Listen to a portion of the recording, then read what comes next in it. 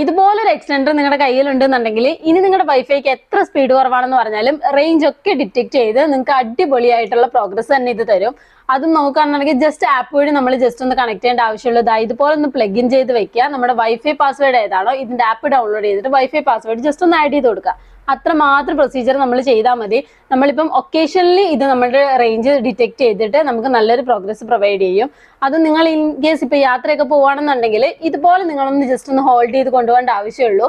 നിങ്ങൾ പോകുന്ന ഏരിയയിൽ റേഞ്ചോ കാര്യങ്ങളൊക്കെ ഇല്ലാന്നുണ്ടെങ്കിൽ ഇതുപോലെ ഒരു എക്സ്റ്റൻഡർ നിങ്ങളുടെ കയ്യിലുണ്ടെന്നുണ്ടെങ്കിൽ ഇപ്പം എന്തെങ്കിലും വീഡിയോസോ ഫോട്ടോസോ ഒക്കെ പോസ്റ്റ് ചെയ്യുന്ന സമയത്ത് റേഞ്ചിന്റെ ബുദ്ധിമുട്ടോ അല്ലാന്നുണ്ടെങ്കിൽ വീഡിയോസ് കാണുന്ന സമയത്ത് അല്ലെങ്കിൽ മൂവി കാണുന്ന സമയത്തൊക്കെ റേഞ്ചിന്റെ പ്രോബ്ലമോ കാര്യങ്ങളോ അല്ലെങ്കിൽ വൈഫൈ കറക്റ്റ് ആയിട്ട് വർക്ക് ചെയ്യാതിരിക്കുക അങ്ങനെയുള്ള പ്രോബ്ലംസ് ഒക്കെ ഉള്ള സമയത്ത് ഈ കാണുന്ന ഒരു എക്സ്റ്റൻഡർ നിങ്ങൾക്ക് നന്നായിട്ട് തന്നെ ഹെൽപ്പ് ചെയ്യും. അതുപോലെ തന്നെ ഇവിടെയാണെന്നുണ്ടെങ്കിലും വൈഫൈ ഷെയറിലൊക്കെ നിൽക്കുന്ന റൂമുകളിലൊക്കെ ആണെന്നുണ്ടെങ്കിൽ ഈ കാണുന്ന ഒരു എക്സ്റ്റൻഡർ നിങ്ങൾ മേടിച്ചോ. ഇത് നിങ്ങൾക്ക് എന്തുകൊണ്ട് യൂസ്ഫുൾ ആയിരിക്കും. ഇത് ആ ഒക്കേഷനിലുള്ള എല്ലാ റേഞ്ചും ഡിറ്റക്ട് ചെയ്തിട്ട് നമുക്ക് പ്രൊവൈഡ് ചെയ്യുന്നതായിരിക്കും. നല്ലൊരു വൈഫൈ ഫീച്ചർ തന്നെ നമുക്ക് പ്രൊവൈഡ് ചെയ്യും. അപ്പോൾ ഈ കാണുന്ന ഒരു എക്സ്റ്റൻഡറിന്റെ കൂടുതൽ ഡീറ്റെയിൽസിന് വേണ്ടി നേരെ നമ്മുടെ നമ്പറിലേക്ക് ജസ്റ്റ് ഒന്ന് മെസ്സേജ് അയച്ചാൽ മതി.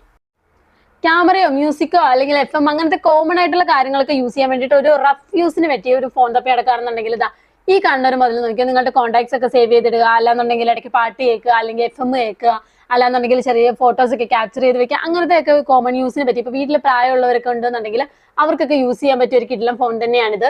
അതുപോലെ തന്നെ ടോർച്ച് ഫെസിലിറ്റീസും കാര്യങ്ങളൊക്കെ ഉണ്ട്. ഇവിടെ ഇതിന്റെ ബട്ടൺ വരുന്നുണ്ട്. ടോർച്ച് ഫെസിലിറ്റീസും കാര്യങ്ങളൊക്കെ അവൈലബിൾ ആണ്.